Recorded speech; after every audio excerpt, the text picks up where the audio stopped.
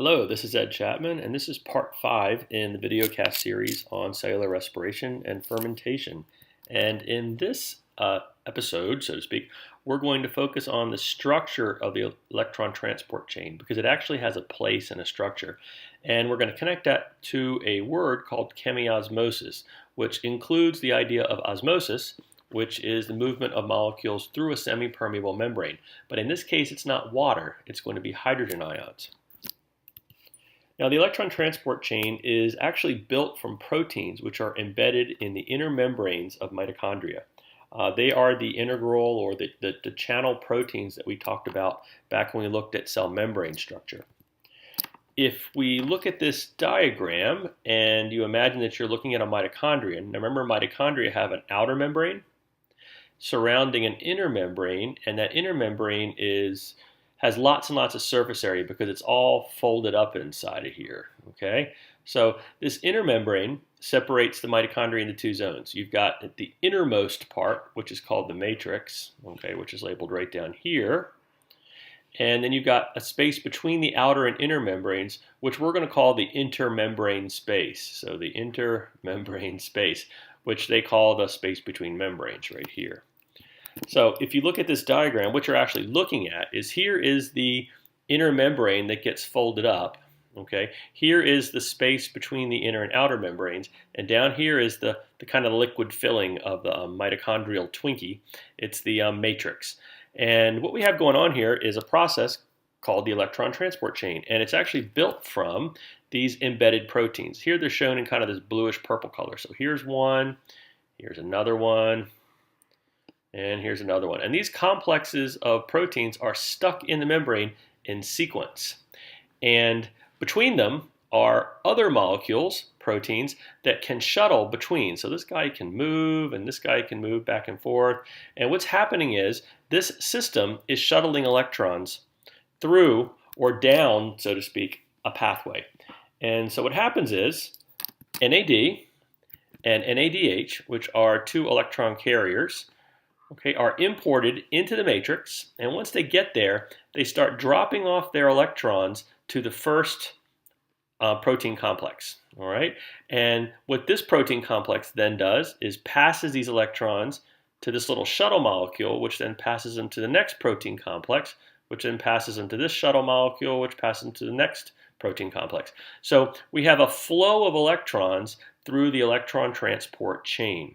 And what happens as these electrons flow is that they pump hydrogen ions from the matrix out into the intermembrane space.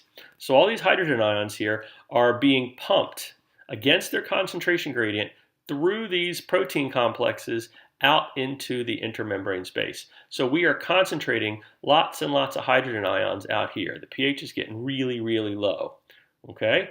And finally, the electrons, of course, are bonding with oxygen to produce water, okay, with some of these hydrogen ions that are left over in here. So as the electrons are sucked out by oxygen, more replace. It's like an unbroken chain, and they keep flowing in a direction that runs like this, okay? Now, the really cool thing is all these hydrogen ions stuck out here in the intermembrane space have a kind of an osmotic potential or an osmotic force. They would pass through and come back in. They would backflow back in if they were given a way through, and in fact they are. Over here we have a protein, an embedded protein, which acts as an enzyme called ATP synthase. And what ATP synthase does is it forms a channel through which these hydrogen ions can pass. Now, hydrogen ions can flow through here down their concentration gradient, so their movement through here is facilitated diffusion. And as they move through here, they power the conversion of ATP into ATP. Okay?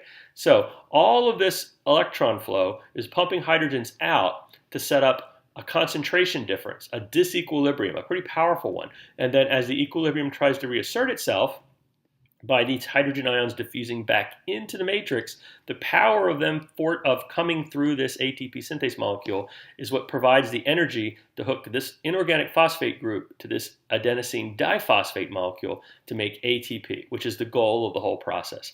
This ETC pathway is why we need oxygen, okay, right here. And this is where most of the ATP molecules come from aerobic respiration.